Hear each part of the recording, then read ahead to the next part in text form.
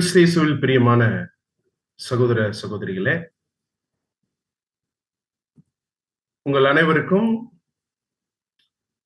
நம்முடைய பிதாவாகிய தேவனுடைய பரிசுத்த நாமத்தினாலும் நம்முடைய ஆண்டவரும் இரட்சகருமாக இருக்கக்கூடிய இயேசு கிறிஸ்துடைய இன்ப நாமத்தினாலும் கிருபையும் சமாதானமும் பெருகிறது என்ற அன்பின் வாழ்த்துதலோடு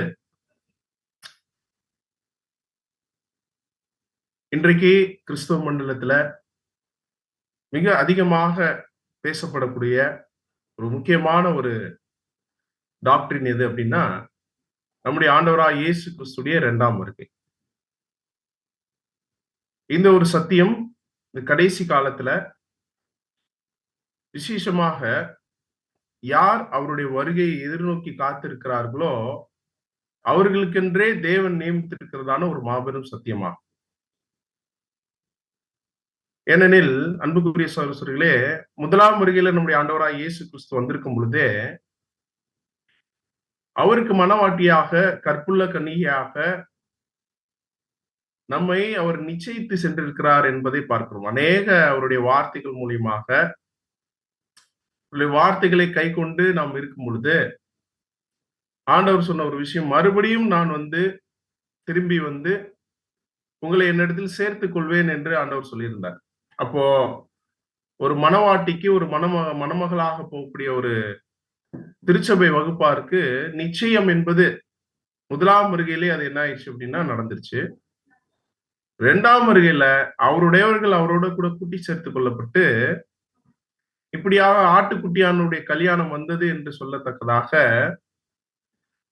நாம அவரோட சேர்க்கப்படுவதை குறித்து ரொம்பவுமே எப்படி இருக்கிறோம் அப்படின்னா ஆவலாக இருக்கிறோம். சோ நம்ம முதலாம் வருகை 2ஆம் வருகை பார்க்கும்போது 2ஆம் வருகை இங்க என்ன ஆயிருக்கு அப்படின்னா, வந்துட்டாரா இல்ல இனிமேதான் வர போறாரா அப்படின்னு கேட்கும்போது, அன்புக்குரிய சகோதரர்களே, நம்ம ஒரு அருமையான ஒரு உவமை பார்த்தோம். இன்னும் அநேக தீர்க்க தரிசனங்கள் வேற இருக்கு, நம்ம பார்க்க போறோம். அதன்படி பார்க்கும் பொழுது அத்திமரத்தினால் ஒரு ஊமையை கற்றுக்கொள்ளுங்கள் அப்படின்னு சொல்லும்போது, ஆண்டவராய் இயேசு கிறிஸ்து அவர் வாசல் அருகே சமீபமாய் வந்திருக்கிறார் என்பதை நாம அந்த தீர்க்க தரிசன ஊமை வாயிலாக அறிந்து கொண்டோம். ஏன் அப்படின்னு பார்க்கும்போது, நம்ம ஏற்கனவே பார்த்த மாதிரி அவரை நம்ம மாம்ச கண்களால என்ன பண்ண முடியாது அப்படின்னு பார்த்தீங்கன்னா பார்க்க முடியாது. அன்புக்குரிய சகோதரர்களே, அவர் வரும்போது அது யாருக்கு தெரியாது. ஒரு 3 ஸ்டேஜ் இருக்கு.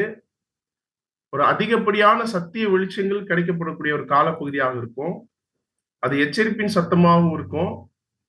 இன்னும் அவருடைய நாட்கள்ல ஒரு மகா பெரிய ஒரு உபத்திரவ காலம் தொடங்கும். நிறைய அடையாளங்கள் இருக்கும் அப்படின்றத நம்ம பார்த்தோம். நிச்சயமாக மாம்ச கண்களால பார்க்க முடியாது.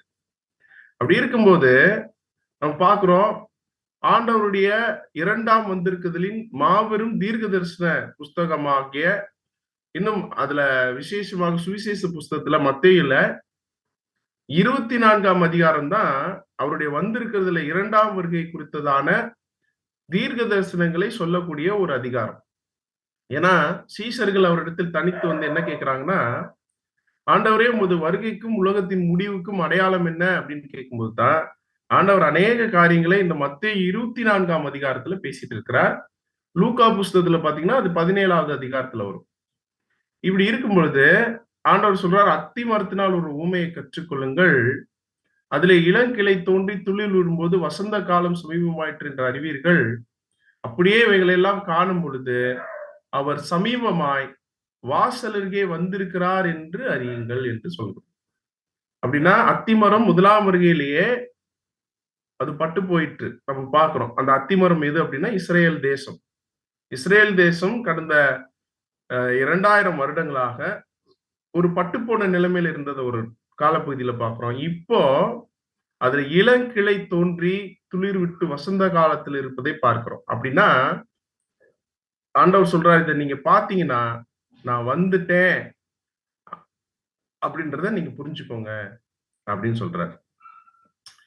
இப்போ அவர் வந்துட்டாருன்றத இந்த ஊமையில இருந்து நம்ம கற்றுக்கொள்ளும் போது இது நமக்கு சந்தோஷமா இருக்கா இல்ல ஒரு மாதிரி துக்கமா இருக்கா அப்படின்னு கேட்டா நம்ம என்ன சொல்லுவோம்?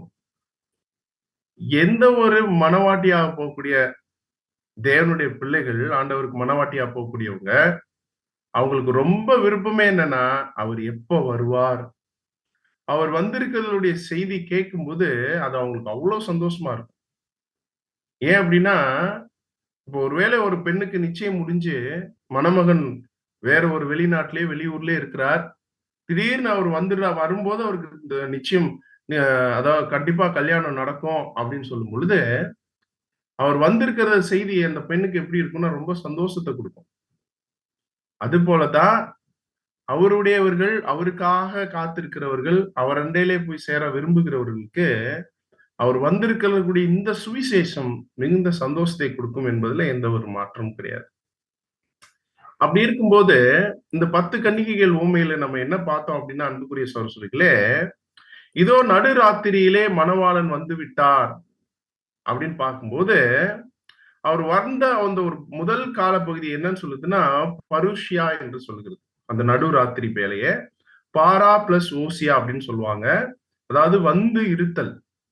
2வது ஸ்டேஜ் என்ன அப்படின்னா, இதுதான் நடுராத்திரி. சொன்னது பருஷியா நடுராத்திரி 12 மணி போல.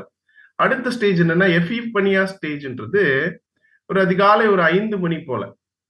3வதாக அப்போகாலிப்சிஸ் அப்படின்ற ஒரு ஸ்டேஜ் என்னன்னா, ஒரு காலை 8 மணி மாரி நல்ல வெளிச்சம் இருக்கக்கூடிய ஒரு காலப்பகுதி. எல்லாருக்கும் அந்த வெளிச்சம் தெரியும்.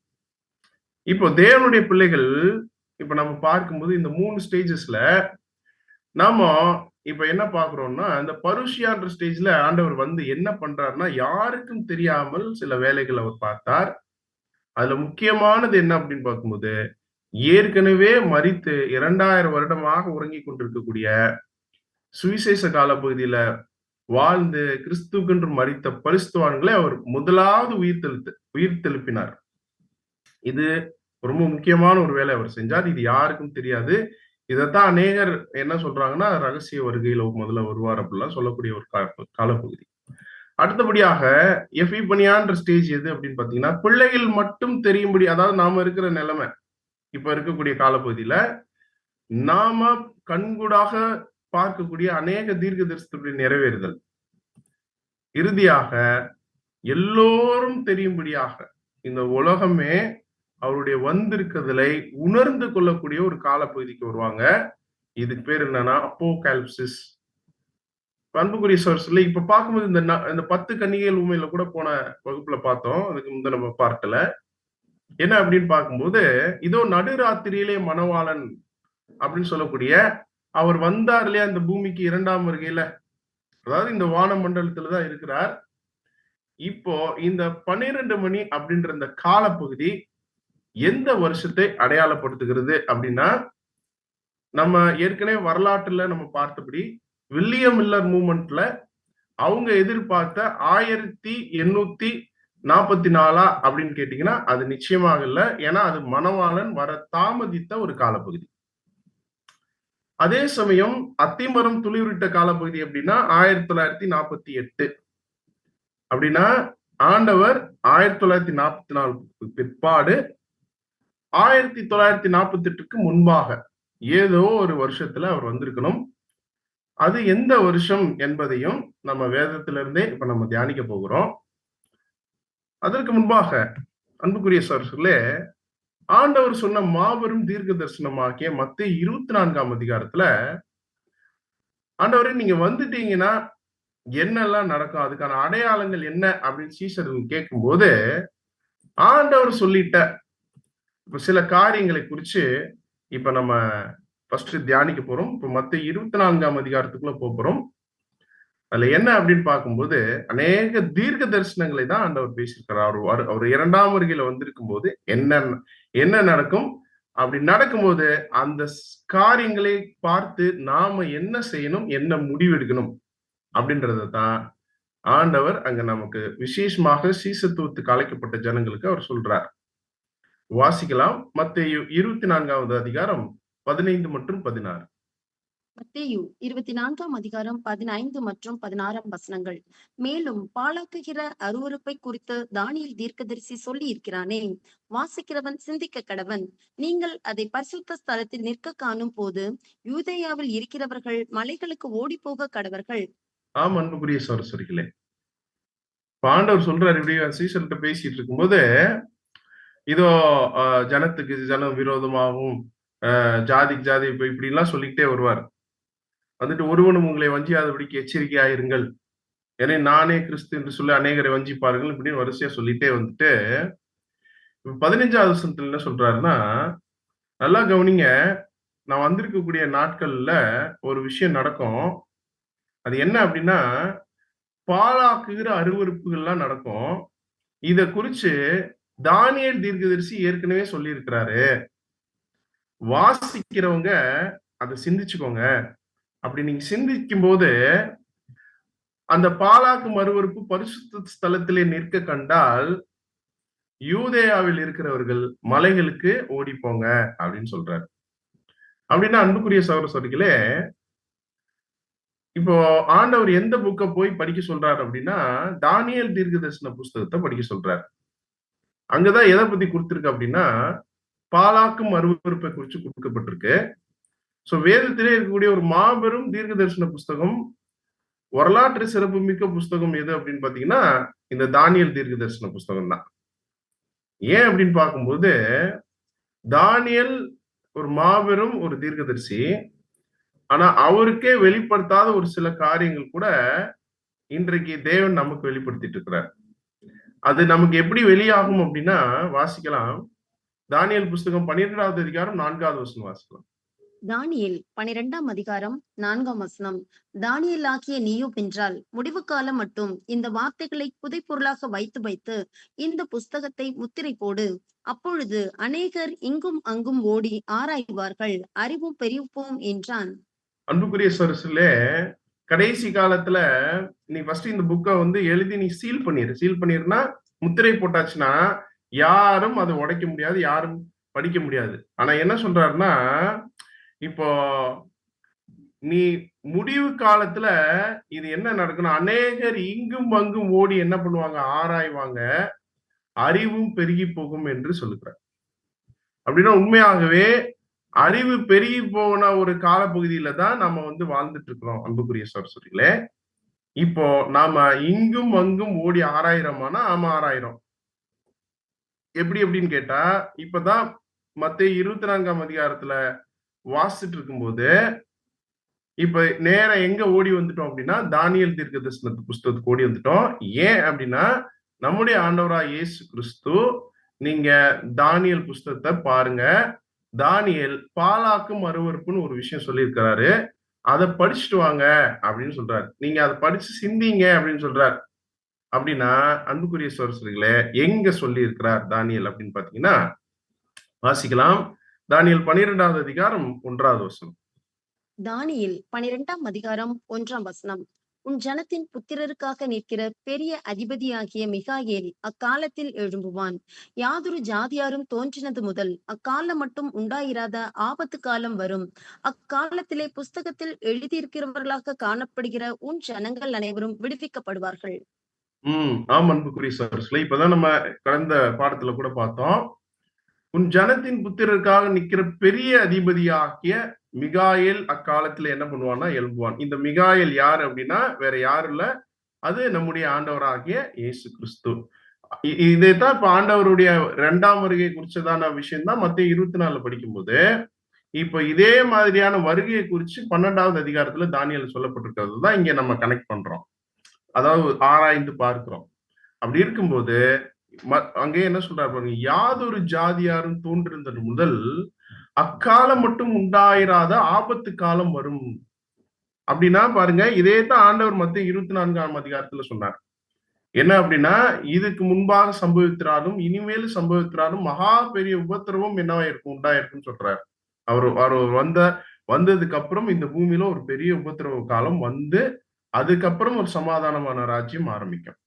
அப்படி இருக்கும்போது அன்புக்குரிய சோர்ஸ்களே, இப்ப இப்படி வரும் அப்படி சொல்லிட்டு இப்ப என்ன சொல்றாரு அதுலயே 11வது வசனம் வாசிக்கலாம். 11ஆம் வசனம். அன்றாட பலி நீக்கப்பட்டு பாழாக்கும் அருவருப்பு ஸ்தாபிக்கப்படும் காலம் முதல் 1290 நாள் செல்லும். அன்புக்குரிய சோர்ஸ்களே, இங்க இந்த ஒரு விஷயத்தை தான் நம்முடைய ஆண்டவர் என்ன பண்ணாருன்னா வாசிங்கன்னு சொல்லியிருந்தார். அன்றாட பலி நீக்கப்பட்டு பாலாக்கும் அருவருப்பு ஸ்தாபிக்கப்படும் காலம் முதல் 1290 நாள் செல்லும் அப்படின்னு எழுதுறாரு. இது ஒரு மாபெரும் ஒரு தீர்க்க தரிசனம். இதுல இருந்து தான் ஆண்டவராய் இயேசு கிறிஸ்து 2ஆம் வருகையில எந்த வருஷத்துல வந்திருக்கிறார்ன்றத கூட இதே அதிகாரத்துல இருந்து நம்ம பார்க்க போறோம் இன்னும் கொஞ்ச நேரத்துல. இப்ப நம்ம பாயிண்ட் என்ன அப்படின்னா, பாலாக்கு மறுவறுப்பு ஸ்தாபிக்கப்பட்டுருச்சு. அது எதை நீக்கிருச்சு அப்படின்னா, அன்றாட பலி என்ன பண்ணிருச்சுன்னா நீக்கிருச்சு அப்படின்னு சொல்றோம்.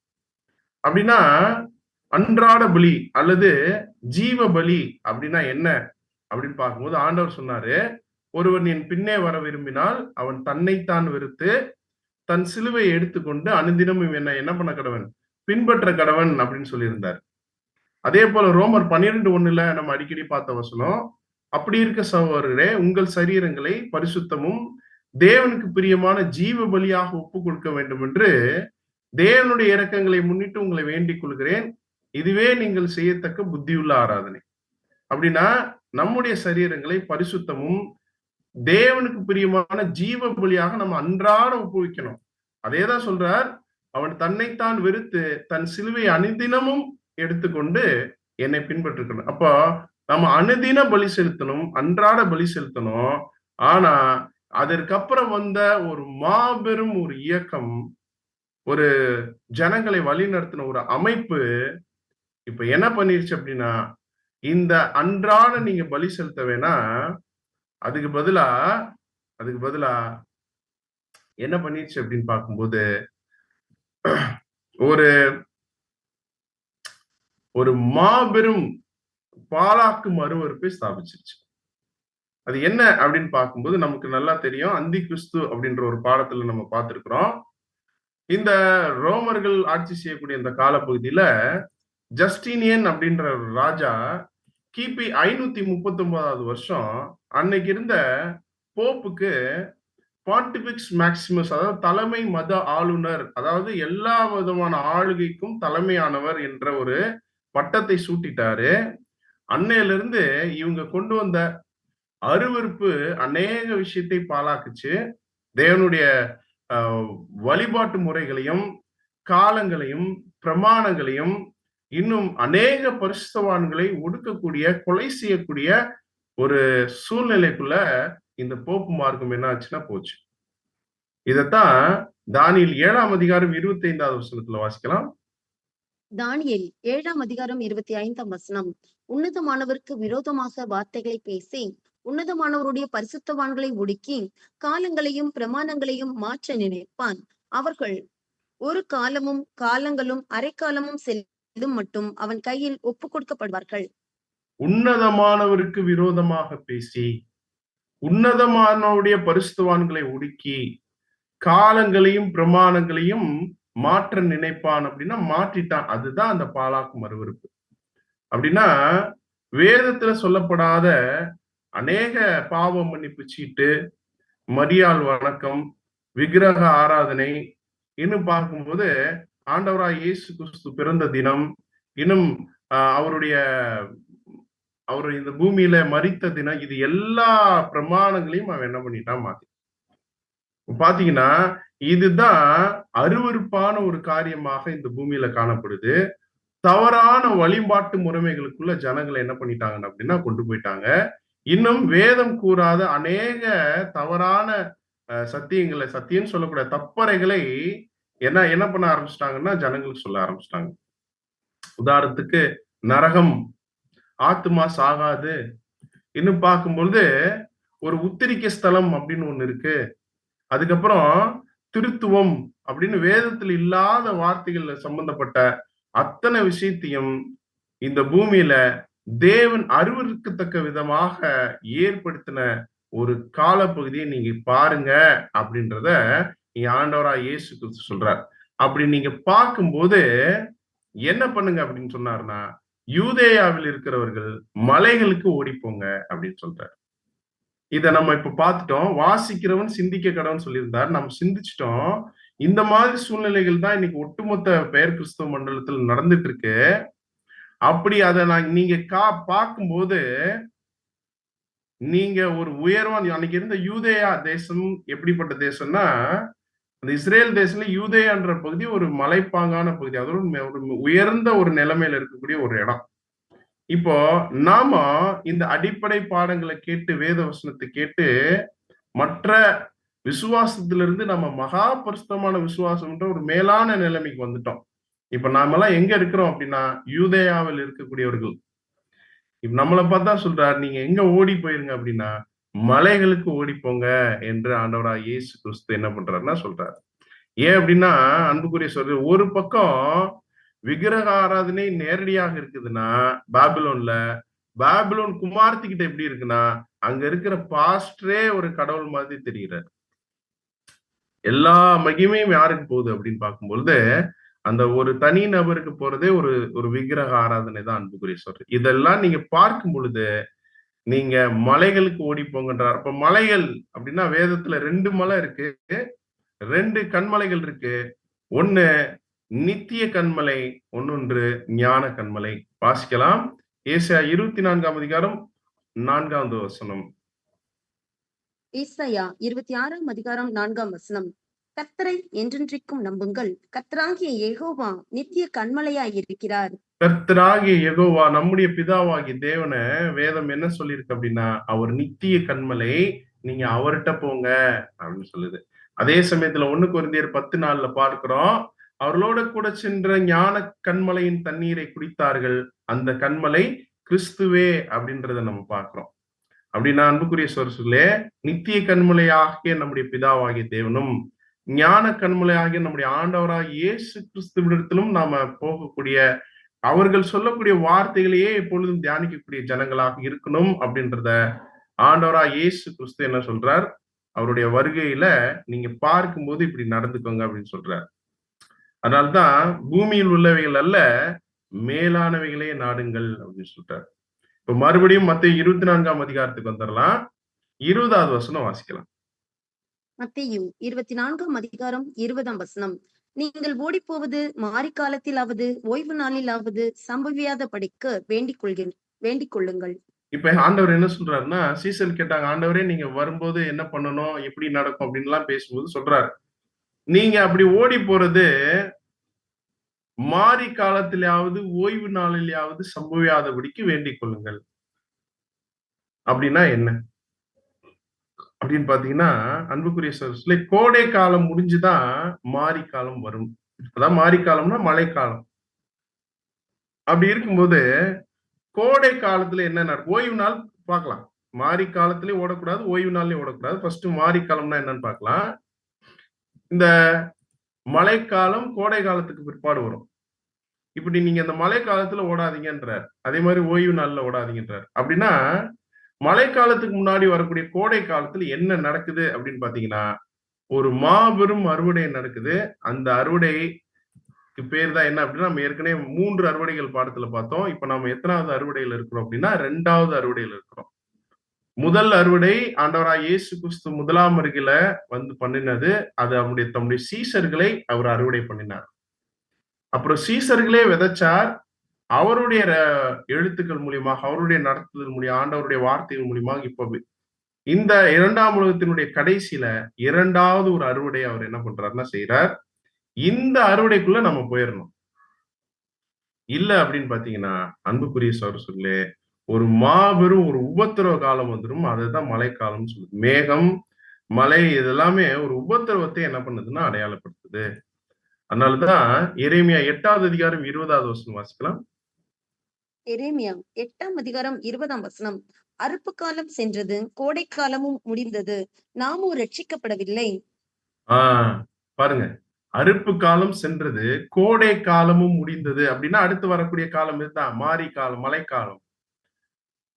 நாமோ ரட்சிக்கப்படவில்லைன்னு சொல்லுவாங்களாம் ஒரு குரூப். யார் அவங்கன்னா, பெற்றுக்கொண்ட சத்தியத்தை அவர்கள் இழந்து போன ஒரு நபர்களாக இருக்கக்கூடியவங்க இந்த வார்த்தையை சொல்லுவாங்க. சோ நீங்க இப்படி போய் சொல்லிடாதீங்க அப்படின்றதுதான் ஆண்டவர் இங்க என்ன பண்றாருன்னா நமக்கு சொல்றாரு. அன்புக்குரிய சகோதரர்களே, ஏன் அப்படின்னா அறுப்பு காலம் ஆரம்பிச்சாச்சு. ஏன்னா அறுவடை மிக பெரிய பிரதான அறுவடையாளர் இந்த பூமியில 2ஆம் வருகையில அவர் வந்திருக்கிறார்.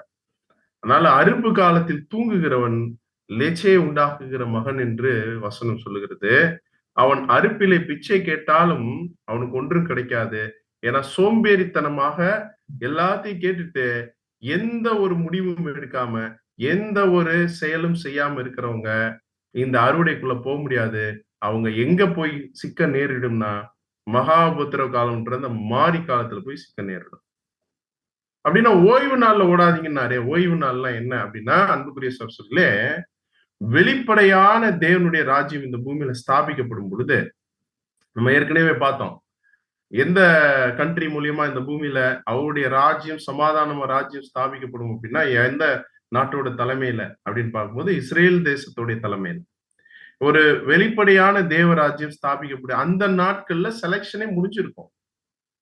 உயிர்த்தெழுதல்லாம் நடந்து முடிஞ்சிருக்கும். 1,44,000 பேர் தெரிவு செய்யப்பட்டிருப்பாங்க. சோ அந்த நாளிலயும் நம்ம ஓட முடியாது அப்படின்றத புரிஞ்சுக்கணும் அப்படின்றது தான் இங்க ஆண்டவராகிய இயேசு கிறிஸ்து மத்தேயு 24ஆம் அதிகாரத்துல சொன்னதை பார்க்கிறோம். இன்னொரு வசனம் வாசிக்கலாம். மத்தேயு 24:19. மத்தேயு 24ஆம் அதிகாரம் 19ஆம் வசனம். அந்நாட்களிலே கர்ப்பவதிகளுக்கும் பால் குடிக்கிறவர்களுக்கும் ஐயோ! என்ன சொல்றார் பாருங்க. அந்நாட்களிலே கர்ப்பவதிகளுக்கும் பால் கொடுக்கிறவர்களுக்கும் ஐயோ! இது ஏன் அப்படின்னா, இது இப்ப நம்ம படிக்கிறது எல்லாமே தீர்க்க தரிசன வார்த்தைகள். எந்த தீர்க்க தரிசன வார்த்தைக்கும் சுய தோற்றமான பொருள் கிடையாதுன்றத நம்ம புரிஞ்சுக்கணும். கர்ப்பவதினா கர்ப்பவதியை பத்தி பேசல. பால் குடுக்கிறதுனா பால் குடுக்கிறவங்கள பத்தி பேசல. இவங்களுக்கு தான் ஐயோ! அப்படின்னா என்ன பண்ணப்பட்டிருக்குன்னா சொல்லப்பட்டிருக்கு. அப்படின்னு யாரு கர்ப்பவதி? யார் பால் குடுக்கிறவங்கன்னா, இப்போ ஆண்டவராகிய இயேசு கிறிஸ்துன்ற இந்த குழந்தைய, அதாவது ஒரு ஒரு ஒரு ஆம், சிருஷ்டிய இந்த பூமியில உருவாக்குவதற்காக தேவன் அநேக சத்தியங்கள் கொடுத்து, அநேகரை என்ன பண்ணிருக்காருன்னா, இந்த ஊழியத்தை செய்யுங்கன்னு அவங்களுக்கு கொடுக்கும்போது, யாரையுமே கிறிஸ்துவாக உருவாக்க முடியாதவர்கள், பெற்றுக்கொள்ள முடியாதவர்கள் தான் இங்க கர்ப்பவதிகள்னு சொல்லப்படுது. அதே மாதிரி பெற்றுட்டாலும் ஒரு ஒரு ஒருத்தரை கிறிஸ்துக்குள்ள கொண்டு வந்தாலும் அவங்களுக்கு திடமான ஆகாரத்தை கொடுக்காம எப்பொழுதுமே பாலான ஆகாரத்தை கொடுக்கக்கூடிய ஒரு நிலைமையில இந்த இவர்களை வழி நடத்தக்கூடியவர்கள் இருக்கிறாங்க இல்லையா, இவங்களுக்கு என்னன்னு சொல்லியிருக்கிறாருன்னா, அவருடைய நாட்கள்ல, அதாவது அவருடைய வந்திருக்கிறவருடைய நாட்கள்ல ஒரு மிகப்பெரிய ஒரு நியாய தீர்ப்புக்குள்ள போயிருவாங்கன்னு சொல்றாரு. கிறிஸ்துவை உருவாக்குறவர்களுக்கும் கிறிஸ்துவுக்கான ஒரு பலம், கிறிஸ்துவுடைய வளர்ச்சிக்கு தக்கதான பூர்ண வளர்ச்சியை அடைய முடியாத அளவுக்கு ஒரு பாலான ஆகாரத்தை கொடுக்கிறவர்களுக்கும் ஐயோ என்று அவர் சொல்லுகிறார். அதனாலதான் எபிரேயர் 5வது அதிகாரம் 12வது வசனம் வாசிக்கலாம். எபிரெயர் 5ஆம் அதிகாரம் 12ஆம் வசனம். காலத்தை பார்த்தால் போதகராய் இருக்க வேண்டிய உங்களுக்கு தேவனுடைய வாக்கியங்களின் ஊழ உபதேசங்களை மறுபடியும் உபதேசிக்க வேண்டியதாய் இருக்கிறது. நீங்கள் பலமான ஆகாரத்தை அல்ல பாலை உண்ணத்தக்கவர்கள் ஆனீர்கள். நீங்கள் பலமான ஆகாரத்தை அல்ல பாலை தான் சாப்பிட்டுட்டு இருக்கீங்க. ஏன்னா காலத்தை பார்த்தா போதகராக இருக்கணும் நீங்க அப்படின்னு அப்போஸ்தலனாகிய பவுல் சொல்றதை நம்ம பார்க்கணும். ஒருவேளை இந்த மாதிரி பலமான ஆகாரத்தை கொடுக்காம யாராவது பாலையே கொடுத்துட்டு இருக்கக்கூடிய ஒரு சூழ்நிலையில இருந்தாங்கன்னா அவர்களுக்கு ஐயோ என்று ஆண்டவராகிய இயேசு கிறிஸ்து சொல்றதை பார்க்கிறோம். மேலும் வாசிக்கலாம். மத்தேயு 24ஆம் அதிகாரம் 17வது வசனம். மத்தேயு 24ஆம் அதிகாரம் 17ஆம் வசனம். வீட்டின் மேல் இருக்கிறவன் தன் வீட்டிலே எதையாகிலும் எடுப்பதற்கு இறங்காதிருக்க கடவன். என்ன சொல்றாரு பாருங்க. ஆண்டவராகிய இயேசு கிறிஸ்துடைய இரண்டாம் வந்திருக்கிறதுல ஒருவேளை நாம் இருந்தோம் அப்படின்னா நம்ம இருக்கிறோம். ஆமா தானே? ஏன்னா அவரு அத்தி மரத்தினால் ஒரு ஊமையை கற்றுக்கொள்ளுங்கன்னு சொல்லும்போது அவர் வந்துட்டார். இப்ப என்ன சொல்றாருன்னா, வீட்டின் மேல் இருக்கிறவன் தன் வீட்டிலே எதையாகிலும் எடுப்பதற்கு இறங்காதிருக்க கடன் அப்படின்னு சொல்றாரு. இதே இது இன்னொரு இடத்துல கூட சொல்றாரு. என்ன சொல்றாரு பாருங்க. மத்தேயு 10:27 வாசிக்கலாம். மத்தேயு 10ஆம் அதிகாரம் 27ஆம் வசனம். நான் உங்களுக்கு இருளிலே சொல்கிறதை நீங்கள் வெளிச்சத்திலே சொல்லுங்கள், காதிலே கேட்கிறதை நீங்கள் வீடுகளின் மேல் பிரசித்தம் பண்ணுங்கள். இப்ப பாருங்க, காதுல கேட்கிறத நீங்க வீடுகள் மேல் பிரசித்தம் பண்ணுங்க அப்படின்னு சொல்றாரு. இதுக்கு முந்தின வசனத்துல என்ன சொன்னார் அப்படின்னு பார்க்கும் பொழுது, வீட்டின் மேல் இருக்கிறவன் தன் வீட்டிலே எதை ஆகிலும் எடுப்பதற்கு இறங்காதிருக்க கடவன் அப்படின்னு வேற சொல்லியிருக்கிறார். அப்படின்னா வீட்டின் மேல் இருக்கிறதுனா என்ன, அல்லது வீடுகள் மேல் பிரசித்தம் பண்றதுனா என்ன, வீட்டுக்கு மேல இருக்கிறதுனா என்ன? முதலாவது நம்ம மொட்டை மாடியில எதுவும் போய் நிக்கிறத பத்தி பேசிட்டு இருக்கிறாருன்னா இல்ல, அன்புக்குரிய சகோதரர்களே. இப்ப நம்ம பாக்குறோம் ஒரு க்ளூ வசனம். அதனாலதான் அந்த ஜோடி வசனங்கள் நம்ம தேடுறோம். வாசிக்கும் போது எபிரேயர் புஸ்தகம் 3வது அதிகாரம் 5வது வசனம் என்ன சொல்லுது?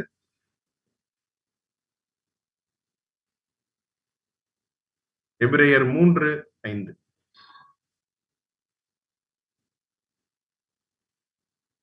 சொல்லப்பட போகிற காரியங்களுக்கு சாட்சியாக மோசே பணிவிடைக்காரனாய் அவருடைய வீட்டில் எங்கும் உண்மை உள்ளவனாக இருந்தான். இப்ப வீடு எதுன்னு பார்க்க போறோம். அதுக்கப்புறம் வீட்டுக்கு மேல இருக்கிறதுனா என்னன்னு பார்க்க போறோம். இப்ப மோசே குறித்து எபிரேய ஆசிரியர் குறிப்பிடும் போது என்ன சொல்றாருன்னா, அவர் ஒரு பணிவிடைக்காரனாய் அவருடைய வீட்டில் எங்கும் உண்மை உள்ளவனாக இருந்தார். அப்படின்னா மோசே ஒரு வீட்டுக்குள்ள ஒரு பணிவிடைக்காரனா இருந்தாருன்னா, யாருக்கு அவர் ஊழியம் செஞ்சுட்டு இருந்தார்? எந்த ஜனங்கள் மத்தியில அப்படின்னா நமக்கு நல்லா தெரியும். இஸ்ரேல் ஜனங்கள் மத்தியில அவர் வந்து ஊழியம். அந்த வீட்டிற்கு உள்ள அவர் என்ன பண்ணியிருந்தார்னா பணிவிடைக்காரனா வேலை பார்த்துட்டு இருந்தார். அதே சமயத்துல அடுத்த வசனம் சொல்லுகிறது, கிறிஸ்துவோ அவருடைய வீட்டிற்கு மேற்பட்டவராக, குமாரனாக உண்மை உள்ளவராக இருக்கிறார் என்று சொல்லுகிறார். இப்போ கிறிஸ்து எங்க வந்துட்டாருன்னா வீட்டுக்கு மேல வந்துட்டார். நம்மளையும் என்னன்னு சொல்றாருன்னு, நீங்க வீட்டுக்கு மேல இருந்தீங்கன்னா எதையாவது எடுத்துக்கிறதுக்கு வீட்டுக்குள்ள போயிடாதீங்க அப்படின்றாரு. அப்படின்னா இந்த வீடு, அதாவது இஸ்ரேல் ஜனங்களுடைய வாழ்க்கையில என்னெல்லாம் இருந்துச்சு அப்படின்னா, அன்புக்குரிய சகோதரர்களே, அநேக தவறான காரியங்கள் இருக்கிறத பார்க்கணும். விக்கிரக ஆராதனை, சுயநலம், களியாட்டு, உலக பெருமை, பொருளாசை, முறுமுறுக்கிறது, கவலைப்படுறது, முரட்டாட்டம், இது எல்லாமே இஸ்ரேல் ஜனங்களுடைய வாழ்க்கையில் இருந்துச்சு. இதெல்லாம் தாண்டி இந்த நிலைமைக்கெல்லாம் நம்மளை விடுவிச்சுட்டு சத்தியத்தை அறிவீர்கள், சத்தியம் உங்களை விடுதலையாக்குன்னு சொல்ற மாதிரி இதுல இருந்து நம்ம விடுதலை பெற்று வீட்டிற்கு மேல வந்துட்டோம் அப்படின்னா, அன்புக்குரிய சகோதரர்களே, இவைகள்ல ஏதாவது ஒரு விஷயத்தை எடுத்துக்கிறதுக்கு நீங்க வீட்டுக்குள்ள என்ன பண்ணிட வேண்டாம், போயிட வேண்டாம் என்று ஆண்டவராகிய இயேசு கிறிஸ்து சொல்றாரு. ஏன் அப்படின்னு பாத்தீங்கன்னா, பொதுவா சொல்லுவாங்க, ஆக்சுவலா கண்டு விசுவசிக்கிறவங்க இன்னைக்கு யார் அப்படின்னு பாத்தீங்கன்னா, இன்னைக்கு ஒட்டுமொத்த கிறிஸ்துவ மண்டலமே ஏதாவது பார்த்தா கண்டா விசுவசிக்கும். ஏதாவது அற்புதம் நடந்தா கண்டிப்பா விசுவசிப்பாங்க. அவங்க யார் அப்படின்னு பாத்தீங்கன்னா கிறிஸ்தவ ஜனங்க. காணாமல் விசுவசிக்கிறவங்க யாரு அப்படின்னா, வேத வசனத்தை மட்டுமே பார்த்து அதை நம்ம விசுவாசிக்கக்கூடியவர்கள். அவங்க யார் அப்படின்னா தேவனுடைய பிள்ளைகள், புறஜாதியான்னு சொல்லிக்கலாம். ஆனா கண்டும் நிறைய அற்புதங்களை பார்த்து விசுவாசிக்கிறவங்க யார் அப்படின்னு பாத்தீங்கன்னா இஸ்ரேல் ஜனங்கள், அன்புக்குரிய சகோதரர்கள். இந்த இவங்களுடைய குணலட்சணத்துல எந்த ஒரு குணலட்சணமும் நமக்கு வந்துடக்கூடாது அப்படின்றத ஆண்டவராகிய இயேசு கிறிஸ்து இங்க சொல்றத பார்க்கிறோம். மேலும் மத்தேயு 24ஆம் அதிகாரத்துக்கு இணையாக லூக்கால சொல்லப்பட்ட 17வது அதிகாரத்துக்குள்ளேயும் ஒரு சில தீர்க்க தரிசன வசனங்களுக்குள்ள போலாம். ஆண்டவருடைய 2ஆம் வருகையை ஒட்டுன வசனங்கள் வாசிக்கலாம். லூக்கா 17வது அதிகாரம் 26வது வசனம். லூக்கா 17ஆம் அதிகாரம் 26ஆம் வசனம். நோவாவின் நாட்களில் நடந்தது போல மனுஷகுமாரனுடைய நாட்களில் நடக்கும். ஆம், அன்புக்குரிய சகோதரர்களே, ஆண்டவருடைய வருகையில எப்படி இருக்குமாமா, நோவாவின் நாட்களில் நடந்தது போலதான் மனுஷகுமாரனுடைய நாட்களில் அவர் நடக்கும். ஏன் அப்படின்னா நோவாவின் நாட்கள் அப்ப என்ன நடந்துச்சு, ஒரு மிகப்பெரிய ஒரு ஜலப்பிரளயம் வர இருந்துச்சு. அத நோவா அந்த ஜனங்கள்ட்ட என்ன பண்றாருன்னா, ஒரு வசனம் சொல்லுது, நீதியை பிரசங்கித்தவனாகிய நோவா என்று சொல்லுகிறது. அப்படின்னா தேவனுடைய நீதி, அவருடைய மனம் திரும்புவதற்கு ஏதுவான காரியங்கள் நடப்பீங்க, இந்த மாதிரி நீங்க விழுந்து போன தூதர்களோட எந்த ஒரு சகவாசம் வச்சுக்க வேணாம்னு சொல்லும் பொழுது இவர்கள் என்ன பண்ணிட்டு இருந்தாங்க அப்படின்னு பாத்தீங்கன்னா, ஜலப்பிரளயம் இந்த பேழைக்குள்ள, அந்த பேழை பிரவேசித்த நாள் வரைக்கும் இந்த ஜனங்கள் என்ன பண்ணியிருந்தாங்கன்னா, புசித்தார்கள், குடித்தார்கள், பெண் கொடுத்தார்கள், பெண் எடுத்தார்கள். ஜலப்பிரளயம் வந்து எல்லாரையும் என்ன பண்ணிடுச்சு அப்படின்னு பாத்தீங்கன்னா அழிச்சு போட்டுருச்சு. இன்னைக்கும் இந்த பூமியில அன்புக்குரிய சகோதரர்களே, அநேக விதமான எல்லா விதமான ப்ரோக்ராம்ஸும், எல்லா விதமான ஆட்டாப்பாட்டங்களும், எல்லா விதமான களியாட்டுகளும், எல்லா விதமான விஷயங்களும், பிறந்த நாள் கொண்டாட்டங்களும், விழாக்களும் எல்லாமே என்ன ஆகிட்டு இருக்குன்னா போயிட்டு தான் இருக்கு. ஒரு மாபெரும் ஒரு முடிவு இந்த பூமிக்கு வரப்போகுது அப்படின்ற எச்சரிப்பு கொடுத்தும் இந்த ஜனங்கள் எப்படி கேட்கலையோ, அதே போல வேதத்தை கையில வச்சிருந்தும் அதில் இருக்கக்கூடிய காரியங்களை அறியாதவர்கள் போல நடந்து கொள்கிறார்கள் அன்புக்குரிய சகோதரர்களே. இன்னும் பாருங்க, தொடர்ந்து ஆண்டவர் என்ன சொல்றாருன்னா, லூக்கா 17வது அதிகாரம் 28 இருந்து 30 வாசிக்கலாம். லூக்கா 17ஆம் அதிகாரம் 28ஆம் வசனம் முதல். லோத்தினுடைய நாட்களில் நடந்தது போலவும் நடக்கும். ஜனங்கள் புசித்தார்கள், குடித்தார்கள், கொண்டார்கள், விற்றார்கள், நட்டார்கள், கட்டினார்கள். லோத்து சோதோமை விட்டு புறப்பட்ட நாளிலே வானத்திலிருந்து அக்கினியும் கந்தகமும் வர்ஷித்து எல்லாரையும் அழித்து போட்டது. மனுஷகுமாரன் வெளிப்படும் நாளிலும் அப்படியே நடக்கும். அன்புக்குரிய சகோதரர்களே, பாருங்க, முதல்ல நோவாவின் நாட்களில் நடந்தது போலவும் நடக்கும்னு சொல்றாரு. அதுக்கப்புறம் லோத்தின் நாட்களில் நடந்தது போலவும் நடக்கும். அதே போல ஜனங்கள் புசித்தார்கள், குடித்தார்கள், கொண்டார்கள், விட்டார்கள், நட்டார்கள், கட்டினார்கள். இப்ப பாருங்க, லோத்து எந்த மாதிரியான ஒரு பிளேஸ் செலக்ட் பண்ணாருன்னா, இப்ப ஆபிரகாமுக்கும் லோத்துக்கும் ஒரு சின்ன பிரச்சனை வரும்போது, ஒரு நல்ல ஒரு வளமான ஒரு சமவெளியை தெரிந்து கொண்டு அந்த இடத்துக்கு போனாரு. அதுதான் எதுன்னு பார்க்க போறோம், சோதம் குமாரா பட்டணங்கள். இங்க போகும்போது அவர் என்ன பண்ணியிருக்கிறார் அப்படின்னா, அந்த ஜனங்களுடைய பாவங்களுக்கு உடன்படாம அதே சமயத்துல ரொம்ப மனதளவுல பாதிக்கப்பட்டு இருந்தார். அதனால தேவன் என்ன பண்ணாருன்னா, இந்த சோதம் குமாரா பட்டணத்துல இருந்து லோத்தையும் அவருடைய குடும்பத்தாரையும் இப்ப என்ன பண்ணினார் அப்படின்னா, அவர் மீட்டு கொண்டார். அந்த லோத்து சோதமை விட்டு புறப்பட்ட நாளிலே வானத்திலிருந்து அக்னி கந்தகம் வருஷித்து எல்லாரையும் அழித்து போட்டது. மனுஷகுமாரன் வெளிப்படும் நாளிலும் வெளிப்படும் கூடிய நாள் அப்படின்னா எத்தனாவது ஸ்டேஜ் நம்ம பார்த்தோம். பெருஷியா, எபிபனியா, அப்போகாலிப்சிஸ் 3 ஸ்டேஜ் இருக்கு. வெளிப்படக்கூடிய நாள் அப்படின்னா 3வது ஸ்டேஜ். கிட்டத்தட்ட அது ஒரு மகா உபத்திரவ காலப்பகுதி. சோ இப்ப அதுக்கு முன்னாடி யார் காப்பாற்றப்பட்டிருக்கணும் அப்படின்னா, லோத்து காப்பாற்றப்பட்டிருக்கணும். சோ இந்த புருஷர்கள், அந்த தேவதூதர்கள் லோத்தை நோக்கி நீங்க கிளம்புங்க, இந்த ஸ்தலத்தை அழிக்க போறோம் அப்படின்னு அவங்க சொல்லும்போது, இவங்க என்ன தாமதம் பண்ணிட்டு இருந்தாங்க. அதனால அவங்க அப்படியே தூக்கி கொண்டு போய் விடும்போது, இப்போ யார் மட்டும் திரும்பி பார்த்துட்டது அப்படின்னா, லோத்தின் மனைவி மாத்திரம் என்ன பண்ணிட்டாங்க அப்படின்னு பாத்தீங்கன்னா, அவங்க திரும்பி பார்த்துட்டாங்க அன்புக்குரிய சகோதரிகளே. அப்படி திரும்பி பார்க்கும்போது அவங்க என்னவா மாறிட்டாங்க அப்படின்னா, நம்ம பாக்குறோம், அவங்க உப்பு தூணாக மாறிட்டாங்க. அப்ப இந்த 2 பட்டணங்கள் சோதோம் மற்றும் குமாரா இந்த நாட்கள்ல எதை அடையாளப்படுத்துது, அங்க இருக்கக்கூடிய ஜனங்கள் எப்படி நடந்துக்கணும்னு இப்ப பேதுரு நமக்கு சொல்றார். வாசிக்கலாம்.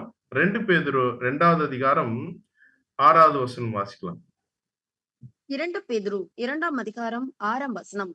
சோதோம் கொமாரா என்னும் பட்டணங்களையும் சாம்பலாக்கி கவிழ்த்து போட்டு ஆக்கினைக்குள்ளாக தீர்த்து பிற்காலத்திலே அவபக்தியாய் நடப்பவர்களுக்கு அவைகளை திருஷ்டாந்தமாக வைத்து.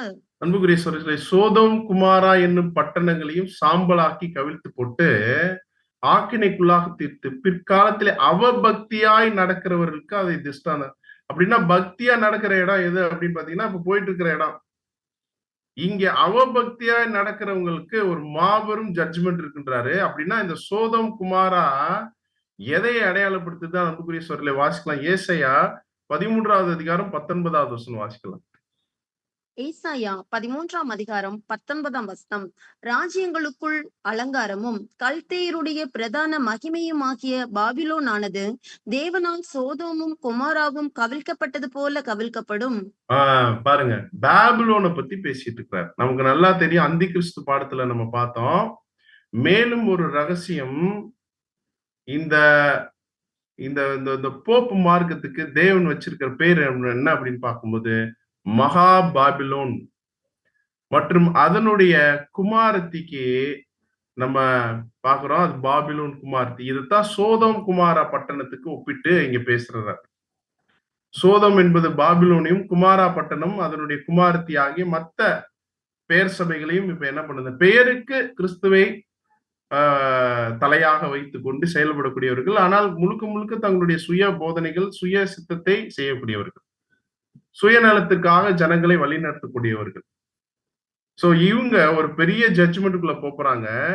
சோ அங்க ஒருவேளை நாம இருந்தோம்னா, நாம் அங்கிருந்து அவளை விட்டு வெளியே வாருங்கள்ன்ற ஒரு எச்சரிக்கை கேட்டு வரக்கூடிய ஒரு காலப்பகுதியில நாம இருக்கிறோம் அன்புக்குரிய சகோதரர்களே.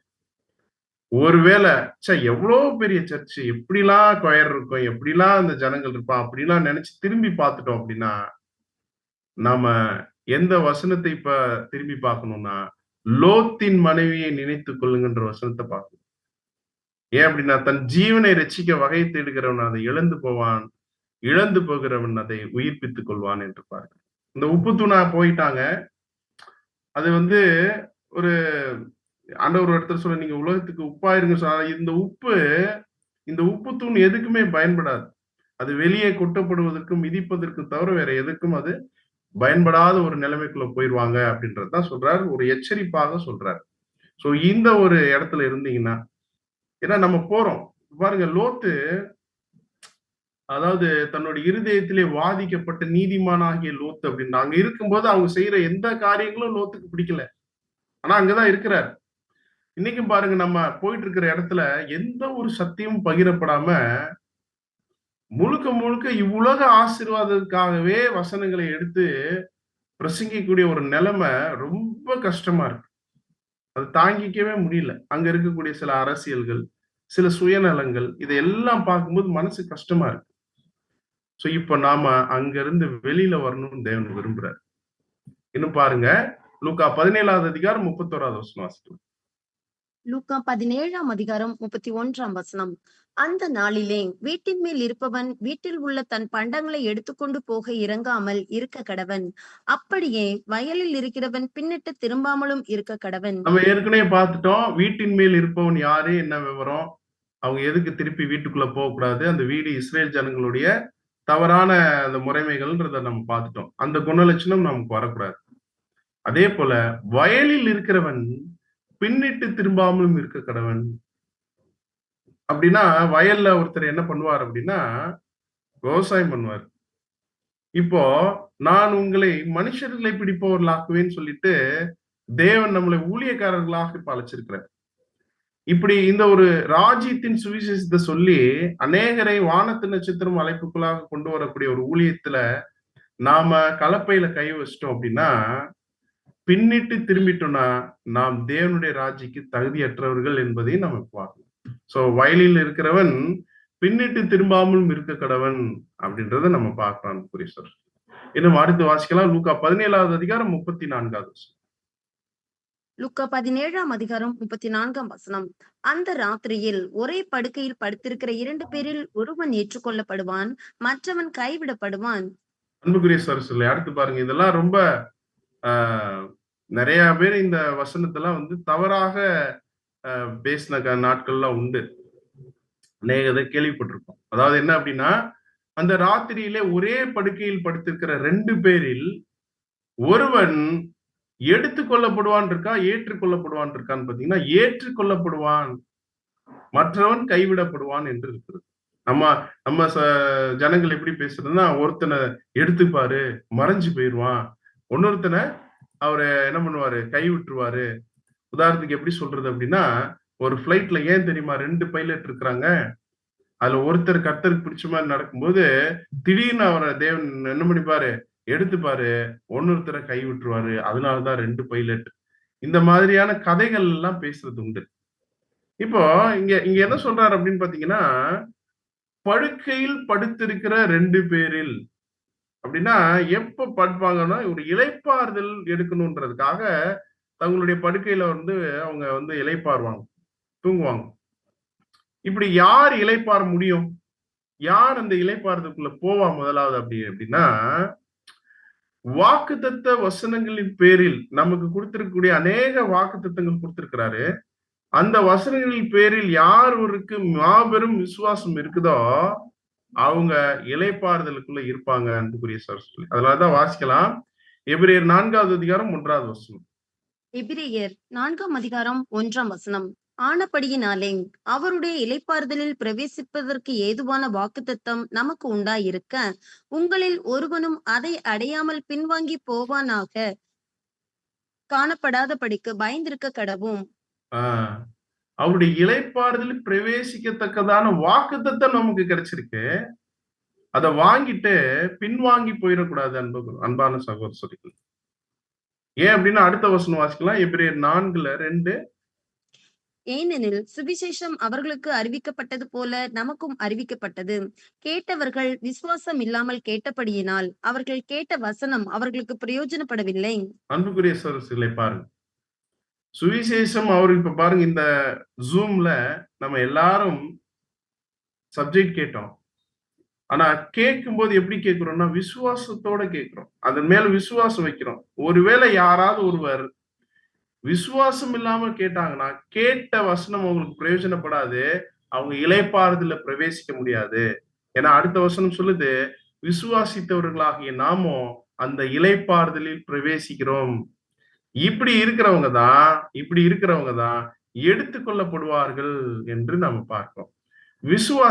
விசுவாசியாதவர்கள் கைவிடப்படுவார்கள் என்றும் நம்ம என்ன பண்றோம் அப்படின்னா பேசுறோம். ஏன் அப்படின்னா, இதுவே நமக்கு கொடுத்திருக்கிற இந்த வசனங்களே இளைத்தவனை இளைப்பாற பண்ணத்தக்க இளைப்பாறுதல் என்று நம்ம பார்க்கிறோம் அன்புக்குரிய சகோதரர்களே. அதனால்தான் ஏசியா புஸ்தகத்துல இன்னொரு வசனம் கூட இருக்கும். 28வது அதிகாரம் 20வது வசனம் வாசிக்கலாம். ஏசாயா 28ஆம் அதிகாரம் 20ஆம் வசனம். கால் நீட்ட படுக்கையின் நீளம் போதாது, மூடிக்கொள்ள போர்வையின் அகலமும் போதாது. இப்படி அவருடைய இந்த சத்திய வசனத்துல விசுவாசம் உள்ளவர்களாக இளைப்பாறுதல் இருக்கவங்க நாளுக்கு நாள் என்ன பண்ணுவாங்க அப்படின்னு பாத்தீங்கன்னா, சத்திய ஆவியினால அவங்க கிறிஸ்துவுடைய பூரண வளர்ச்சிக்கு அவங்க வளர்ந்துகிட்டே இருப்பாங்க. இப்படி இருக்கும்போது அவங்களுடைய ஆவிக்குரிய வளர்ச்சி ரொம்ப அதிகமா இருக்கிறதுனால வசனம் சொல்லுது, அவர் கால் நீட்ட படுக்கை நீளம் போதாது, மூடிக்கொள்ள போர்வையின் அகலமும் பத்தாத அப்படின்னு பார்க்கிறோம் அன்புக்குரிய சகோதரர்களே. அதனால நாம இனிமே குழந்தைகளாக இராமல் மனுஷருடைய சூதும் வஞ்சிக்கிறதுக்கு எதுமான தந்திரமுள்ள போதகமாகிய பலவித காற்றினாலே அலைகளை போல அடிபட்டு அலையக்கூடாது. தெளிந்த ஒரு கிறிஸ்டல் கிளியர் சத்தியங்கள் இப்ப அவருடைய வந்திருக்கிறதில் நாட்கள்ல நமக்கு கிடைக்க ஆரம்பிச்சாச்சு. இது ஒண்ணு போதும், நாம அவருடைய இளைப்பாறுதலில் இளைப்பாறக்கூடிய ஒரு மாபெரும் ஸ்லாக்கியம் நமக்கு உண்டாயிருக்கிறது. இன்னும் கூட பார்க்கலாம், லூக்கா 17வது அதிகாரம் 35வது வசனம். லூக்கா 17ஆம் அதிகாரம் 35ஆம் வசனம். திருகி திரிக்கிற 2 ஸ்திரீகளில் ஒருத்தி ஏற்றுக்கொள்ளப்படுவாள், மற்றவள் கைவிடப்படுவாள். என்ன சொல்றாரு? திரிகை திரிக்கிற 2 ஸ்திரீகளில் ஒருத்தி ஏற்றுக்கொள்ளப்படுவாள். இங்கேயும் பாருங்க, எடுத்துக்கொள்ளப்படுவாள் இல்ல, ஏற்றுக்கொள்ளப்படுவாள், மற்றவள் கைவிடப்படுவாள். அப்படின்னா யார் திரிகை யார் திரிப்பா? எந்த ஸ்திரீகள் திரிப்பாங்கன்னு, பிள்ளைகளுக்கு சரியான ஆகாரம் கொடுப்பதற்காக ஸ்திரீகள் என்ன பண்ணுவாங்கன்னா, இந்த திரிகைகள், அந்த ஒரு கோதுமையை கொட்டி அல்ல தானியத்தை கொட்டி அவங்க என்ன பண்ணுவாங்கன்னா திரிப்பாங்க. இப்படி விதவிதமான போஷாக்கு இருக்கக்கூடிய ஒரு தானியங்களை எடுத்து அதுல குழந்தைகளுக்கு ஆகாரம் செஞ்சு கொடுக்கறது ஒரு ஸ்திரீ இருப்பாங்க. அல்லது எப்போதும் ஒரே விதமான சொல்லுவாங்களே, அரைச்சமாவையே அரைக்கிற மாதிரியான ஒரு ஒரு ஒரு எந்த ஒரு ஆவிக்குரிய வளர்ச்சியும் இல்லாத இம்மைக்குரிய ஆசீர்வாதத்தையே அதிகமாக போக்கஸ் பண்ணக்கூடிய ஒரு ஸ்திரீயும் இருக்கலாம். இப்ப இதுல யாரை ஏத்துக்குவாங்க அப்படின்னா, அந்த பலமான ஆகாரத்தை கொடுக்கக்கூடிய, ஆரோக்கியமான உணவை, காலத்துக்கேற்ற சத்தியத்தை கொடுக்கக்கூடிய அந்த ஸ்திரீ அப்படின்னா யாருன்னா அந்த ஊழியக்காரங்க ஏற்றுக்கொள்ளப்படுவாங்க, மற்றவங்க கைவிடப்படுவாங்க. இதத்தான் நான் வந்திருக்கும் போது இந்த மாதிரிதான் நான் என்னுடைய செலக்ஷன் இருக்கும் அப்படின்றத மத்தேயு 24ஆம் அதிகாரத்திலையும் லூக்கா 17வது அதிகாரத்திலையும் ஆண்டவர் பேசிட்டு இருக்கிறார். இப்படி அவங்க பேசிட்டு இருக்கும்போது இப்ப சீசர்கள் சுத்தி நின்றுதான் இதை கேட்டுட்டு இருக்காங்க. அவங்களுக்கு இது புரிஞ்சிருக்குமா அப்படின்னு கொஞ்சம் யோசிச்சு பாருங்க. ஏன் என்னெல்லாம் சொல்றாரு?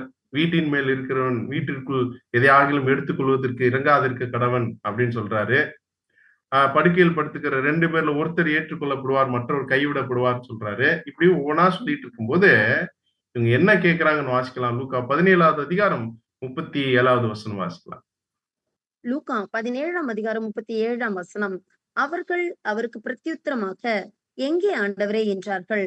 அதற்கு அவர், பிணம் எங்கேயோ அங்கே கழுகுகள் வந்து கூடும் என்றார். இப்போ எங்கே ஆண்டவரே அப்படின்னு கேக்குறாங்க. ஆண்டவரே இதெல்லாம் எங்க அப்படின்னு கேட்கும்போது அவங்க எதுவும் தெரிஞ்சு கேட்டாங்களா தெரியாம கேட்டாங்களான்னு தெரியாது. ஆனா ஆண்டவர் அதுக்கு என்ன பதில் கொடுக்கிறாருன்னா, பிணம் எங்கேயோ அங்கே கழுகுகள் வந்து கூடும். உண்மையாகவே இந்த இணையதளத்தில வந்திருக்கிற நாம் தேவனுடைய பிள்ளைகள் அத்தனை பேரும் கழுகுகள். ஏன் அப்படின்னு பார்க்கும்போது, அன்புக்குரிய சகோதரர்களே, ஒரு அருமையான போஷாக்கு சத்தியம் என்ன ஆகுது அப்படின்னா நமக்கு இன்னைக்கு கிடைச்சிட்டு இருக்கு. உயிருள்ள வார்த்தைகளை நம்ம சாப்பிட்டுட்டு இருக்கிறோம்.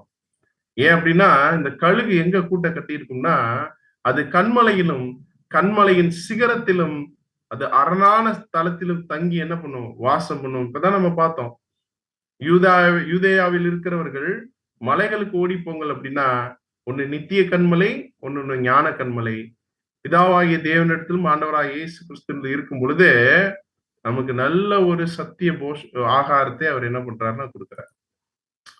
சோ அன்புக்குரிய சகோதரர்களே, அதனால்தான் பாக்குறோம், ஒரு வசனம் கூட வாசிக்கலாம்.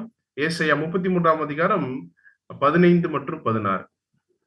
ஏசாயா 33ஆம் அதிகாரம் 15ஆம் வசனம் முதல்.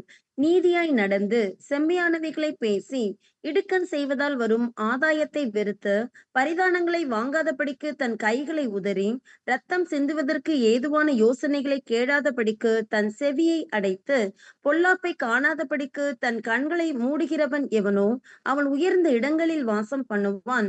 கண்மலைகளின் அரண்கள் அவனுடைய உயர்ந்த அடைக்கலமாகும். அவன் அப்பம் அவனுக்கு கொடுக்கப்படும், அவன் தண்ணீர் அவனுக்கு நிச்சயமாய் கிடைக்கும். அவன் உயர்ந்த இடங்களில் வாசம் பண்ணுவான். கண்மலையின் அரண்கள் அவனுக்கு உயர்ந்த அடைக்கலமாகும். அவன் அப்பம் அவனுக்கு கொடுக்கப்படும், அவன் தண்ணீர் அவனுக்கு நிச்சயமாக கிடைக்கும். அப்போ எங்கே ஆண்டவரே அப்படின்னு சொல்லும்போது, பிணம் எங்கேயோ அங்கு கழுகுகள் வந்து கூடும் அப்படின்னா, அன்புக்குரிய சகோதரர்களே, இப்போ நாம தூரத்திலிருந்து அந்த கழுகுகள் பார்த்து அந்த இரையை தேடுவது போல, நாம இன்னைக்கு எங்கெங்கோ இருந்து நம்ம இருக்கிற டிஸ்டன்ஸ்லாம் வேற வேற இடம். ஆனா அங்க இருந்து தேவனுடைய பிள்ளைகள் இப்பேற்பட்ட ஒரு இரையை நோக்கி அவங்க சாப்பிட்டுட்டு இருக்காங்க. பெரிய பாக்கியம். இப்போ இன்னும் விசேஷமாக ஒரு சின்ன பிரேக்குக்கு அப்புறம் ஆண்டவராய் இயேசு கிறிஸ்து வந்து இரண்டாம் வருகையில் வந்துட்டாருன்னு பார்த்தோம். அதுல என்னென்ன ஸ்டேஜ் இருக்குன்னு பார்த்தோம். அவர் வந்திருக்கும் போது என்னெல்லாம் இந்த பூமியில நடக்கும்னு ஒரு மாபெரும் தீர்க்க தரிசனமாகிய மத்தேயு 24ஆம் அதிகாரம் மற்றும் லூக்கா 17ஆம் அதிகாரத்தில் இருக்கக்கூடிய மறை உண்மைகளை பார்த்தோம். இப்போ இப்படி வந்திருக்கிறாருன்னா எந்த வருஷம் வந்தார் அப்படின்ற ஒரு மாபெரும் சத்தியத்தை சின்ன ஒரு இடைவேளைக்கு பிற்பாடு நாம் தியானிக்கலாம். பொறுமையோடு கேட்ட உங்கள் அனைவரையும் தேவன் தாமே ஆசீர்வதிப்பாராக. ஆமென்.